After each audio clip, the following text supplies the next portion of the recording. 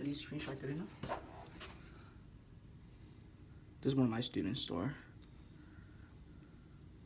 And who's the top? Is that you? Me, obviously.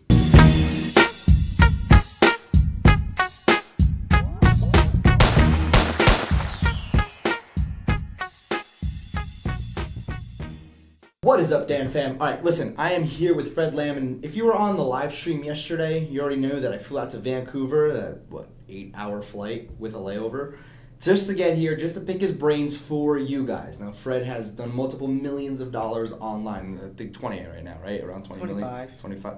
Sorry, Fred. So he's done around $25 million online so far. And his bread and butter is e-commerce. He's one of these guys that practices what he preaches, and he focuses a lot of his time on e-commerce. So I don't know if I added in his office just yet. I don't know if you guys have seen his credentials just yet, being on the Inc. 5000, his e-commerce company, being one of the fastest growing companies in North America. And just, this guy's amazing. So listen to him scale, how he scales his ads. And if you have an e-commerce store right now, this is definitely going to help you out.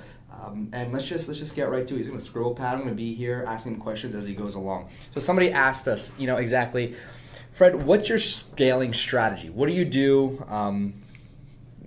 Basically, what do you do to scale? Well, I'll give basic versions off first, and I'll draw in a scribble pad exactly on what you got to do. But I would have to say, before scaling, one of the most important part is actually finding a potential product that's going to sell.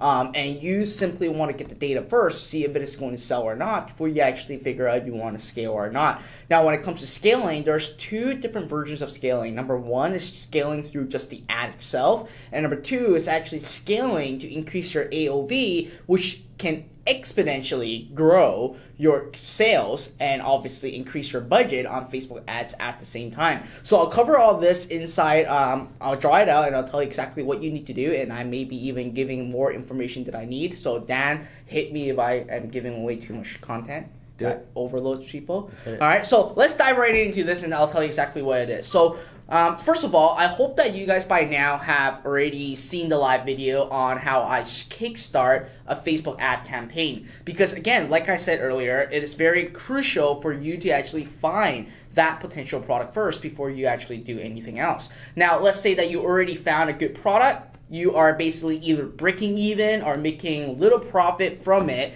Then here's what you need to exactly do right now. So I'm going to actually say, let's start out with this is really fat. Holy crap. Okay. So let's use $20 for an example. So let's say that when you want to really fast start your sales and really fast start your data, and let's say that we're running $20 per day, okay?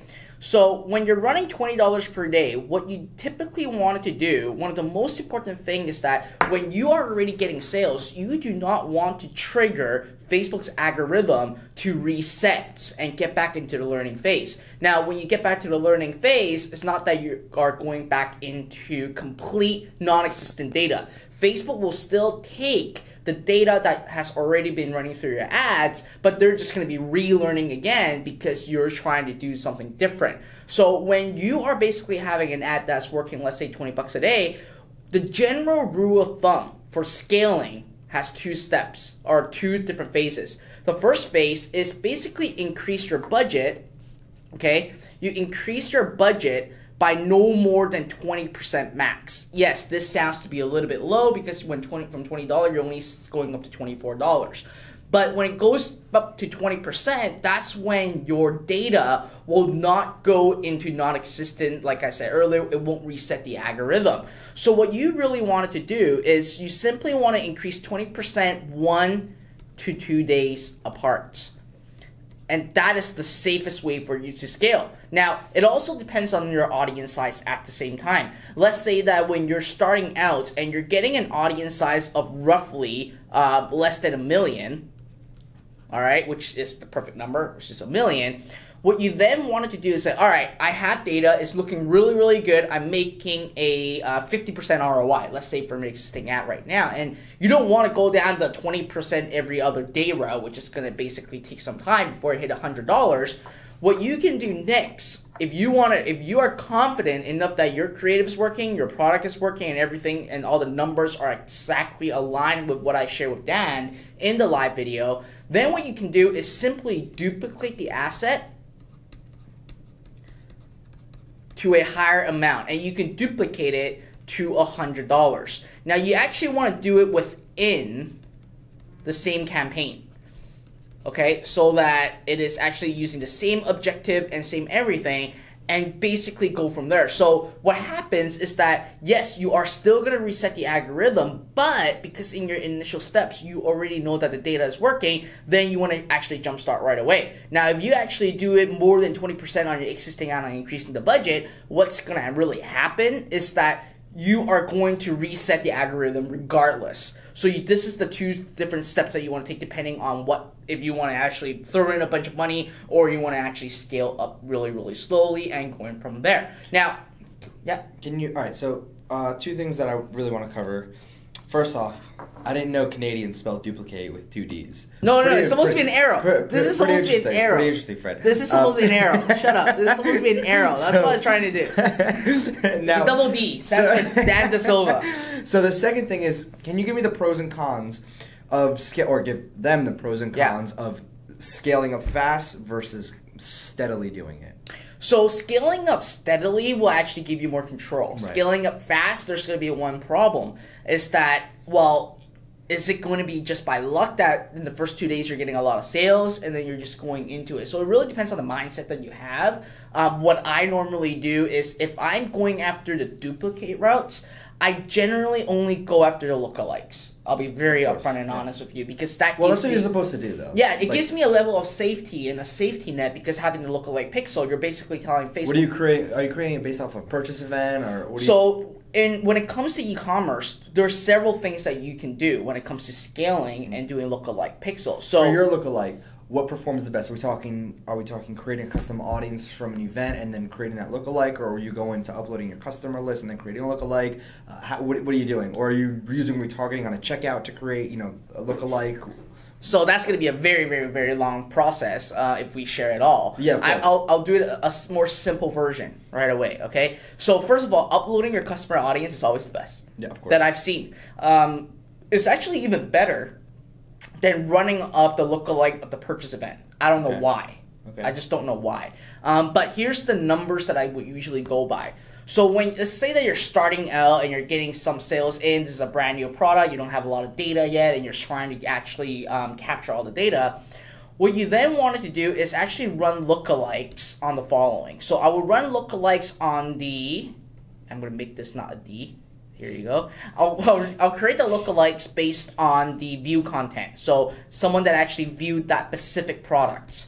And I would normally need at least, over 1,000 visits before I even create this and test it out. Now, at 1,000, it may work, it may not work. So you're creating a custom audience on a product, and then from that particular so you're basically retargeting to LAA. Yes. Okay. Yes. Then basically it goes up increments of 1,000. That's so you're doing it by product? Yeah. Always. You do it by product. Because here's the thing, Dan, right? If your store is selling men's accessories, let's say that for an example, and in your store you have a wallet, in your store you have a bead. It's not going to be the same type of customers that's going to buy the beads versus the wallet. Right. But if you're telling Facebook to actually run your ads directly just to your purchase or directly to the entire view content, then you're basically colliding these two together. So then you're not really micromanaging your campaign effectively. Right. Yeah, that's what I tell everybody, to go ahead and create a custom audience based on every single product that they have. Yeah. Now, from that custom audience, I go ahead and tell them to retarget. However, I don't really go deep into creating LAA for every single product that they have once they get 1,000 visits. what I do is I tell them to go ahead and create an LAA based on the top performing products. Yeah, so it's different routes that you can take. Yeah. So let's be like, I'll be very honest with you, when it comes to Facebook ads, there's different strategies. Of course, yeah. People use different strategies. 1,000 ways to skin a Dad has a chicken. strategy, Yeah. his is working. I have a strategy that is working. It really depends on what you guys are comfortable with. Yep. And again, one thing that I cannot stress the importance of is that you need to test the data and let the data tell you if it is going to perform or not. So a lot of people, again, in the live video with Dan, I kept saying that you guys are always too scared to actually spend the $5, $20, or $100, but you actually need that because you need to know what is really working. There's no way around it. There's no way around you not being able to freely test your products when you're going out there and actually starting a new store. Unfortunately, I wish there was, but there is no easy way around you actually having to go out there and spend the money to go and see if something's going to work. And the other unfortunate part about that, and again, I like this transparency with everybody, is that there's no guarantee. If you spend $100, it doesn't guarantee that the product's going to win. It just guarantees that you're one step closer to knowing if that product is going to win, has the potential to win, or you know that it's not going to work, and you just saved yourself thousands of dollars because your initial $100 you spent led you, gave you your data that tells you for the future that's not going to work for that audience. And again, that's why I look at it every 24 hours right away, the 4 level of numbers, which again, watch back the live video that Dan and I have done, that you will understand more. If you haven't watched that video, then you'll be like, what's going on? Watch that video, all right? So with that, and again, here's another thing that I want to bring up. In order for you to get actually lookalike to start working, and if you're new, you can't have lookalike pixel. You can have lookalike on a visit way faster than having purchases, because the real unless you import your list. Yeah, but what if you're just starting out? Right, That's another thing. And I'm trying to create it in a way where sharing in a scaling method or different testing phase for those who is brand new to this industry, that's trying to actually get e-commerce to work. I'm just sharing those. But obviously, that's why I said there's a higher level of scaling for this one right now, like I said earlier in the video. So again, I will run a lookalike based on 1,000 visits to really see how that number is performing. And does it basically align with the cold traffic targeting that we are going after? Then the next phase that I will also take a look at is the following. I would actually go after people that add to carts. And again, at the add to cart level, I would also want at least 1,000 add to carts before I do anything else. And these add to carts also include people that abandon cart and all those other fun stuff. And last but not least, and again, it goes up by 1,000 every single time. So if the first 1,000 doesn't work, wait for it to get 2,000 to run the lookalike pixel again. And here's one thing that I want to bring up, that there is a misconception about the lookalike pixel. A lot of people think that the lookalike pixel is always updating on itself. But the reality, it doesn't. It only captures at that moment when you created it. Yep. So just want to point that out to everyone first. There's also something not a lot of people realize, is that you can't create a lookalike based on an audience that already is already there. Thus, it's confusing to say it. So I was creating a lookalike, right? Yeah. On an audience that I already had a lookalike on. Yeah. And Facebook was like, no. Yeah. So you can't create a lookalike based on an audience that already has a lookalike created. Correct. In a certain time So you got to frame. delete it. Exactly. And a lot of people don't get this. Is you have to delete the lookalike. Yeah. Okay. This is huge, and a lot of people oversee this. They don't get it, etc. Now, here's the thing: if the lookalike is performing, right, you don't delete the freaking lookalike. You just go to 2%, right? You keep on rolling out the lookalikes. And here's the thing: if you have another 2,000, right, 2,000 events, go ahead and create a 2% lookalike. So just keep on. And again, this is more advanced stuff. Yeah. Here. And again, which you remind me of one thing that I forgot to really cover, because I'm so embedded on doing this on a daily basis. All these that we're talking about right now is just a 1% lookalike. Yeah, we're not even talking about 2% and 3% and all this other fun stuff. And splitting and everything. Okay. So now the third that I would test is also going to be the purchase event, like I said. Now, to be more transparent, is going to be the specific products of that purchase. And I would do 500. Per product. Per product. Okay. That's really the number. You can do it at 100 and test it out. I prefer like 175, 200. Really, 175, 200? Yeah. Just because I get enough data.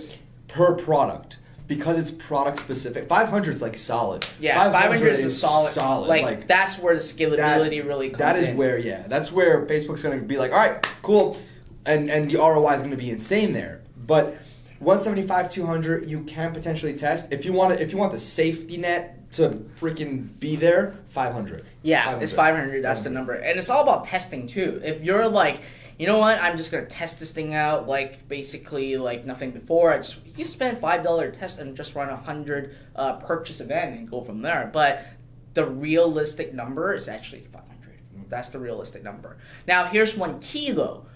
When it comes to the lookalike of the purchase, the more you have, the better it's going to get optimized. Of course. So that's one of the key. Now, here's another thing that a lot of people are not talking about in this industry, and a lot of people are basically shooting themselves in the foot, is having exclusions.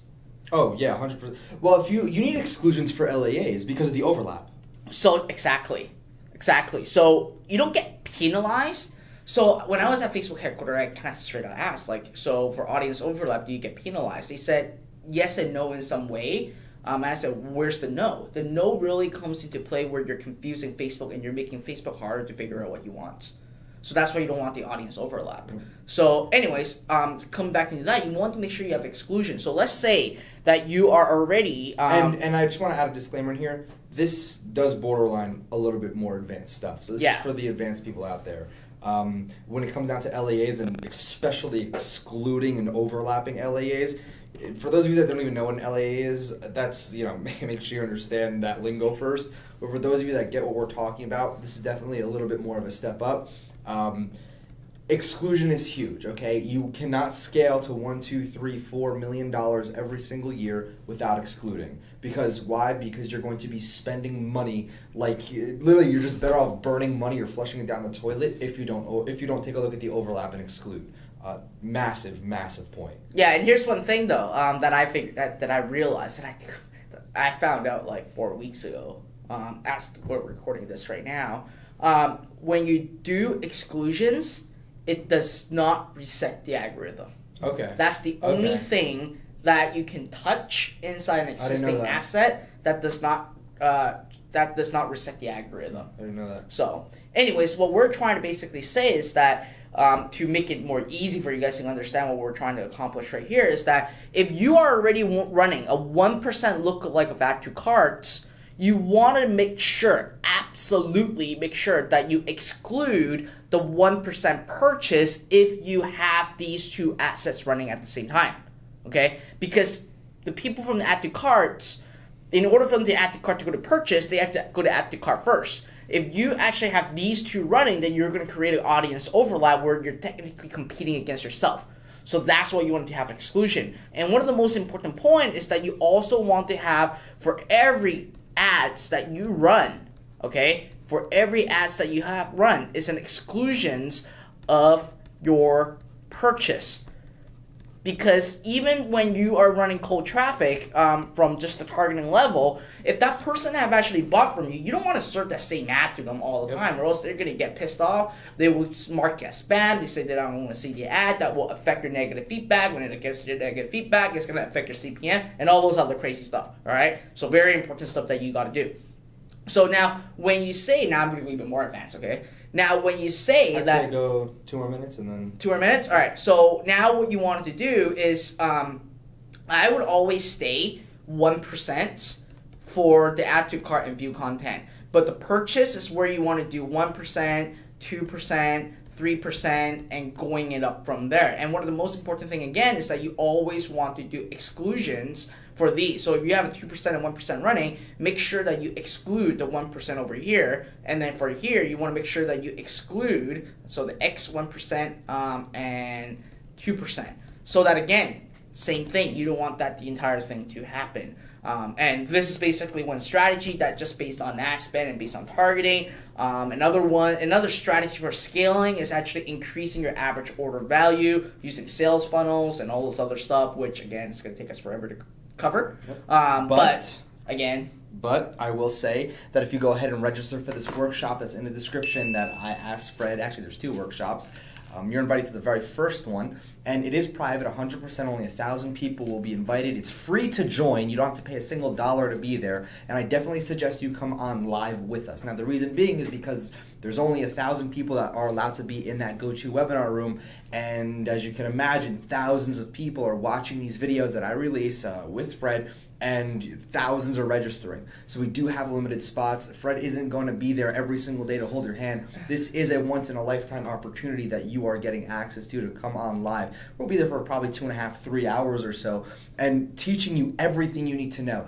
Whether or not this is your first time watching one of my videos, this is your first time creating a store, your first time creating Facebook ads, you're going to want to be there. This video, yes, it's 100% a little bit more advanced. Is it super advanced? No. However, the next video I'm releasing tomorrow, it's specifically catered to those of you who want to get anywhere from $200 to $500 a day every single day with Shopify, and the fastest way to do that. And who else better than Mr. Fred Lamb himself to teach you how to do that? So right now there's a link in the description for you to go ahead and go out there and register for this workshop that I'm bringing Fred on. And I highly encourage you go out there and register for it.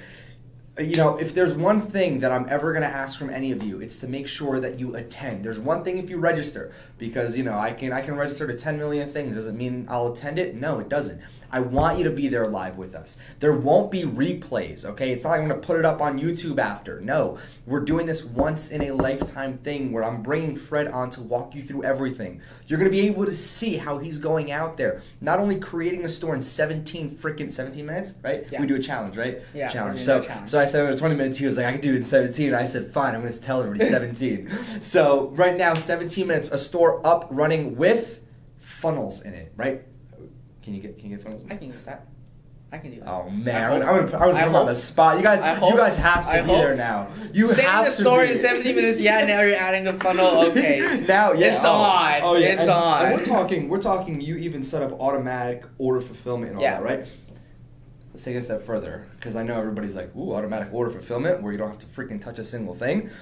Now, you know, there's apps out there where you have to still keep, it's automated order fulfillment, but you got to still keep clicking. Do you have to click your stuff, or is it just one click and it's no, you have to click. You don't have to click? This guy. Anyway, right now, register for it. I can't stress the importance enough that you want to be there. It's going to be exciting, and I'm going to put him in the freaking hot seat. You're going to see him. I said under 20, now it's 17 minutes. He has 17 minutes, and your guys are either going to laugh or you're going to be like, holy cow, at what he can actually get done in 17 minutes, and these stores make hundreds of dollars, okay? Some of his stores are going out there doing like 5 to 10 million every single year. You know, he has plaques over a year saying congratulations for being one of the fastest growing e-commerce companies in all of North America. He knows what he's doing. Register for this workshop. I can't stress the importance enough, all right? The link is in the description down below, and I'll see you guys tomorrow.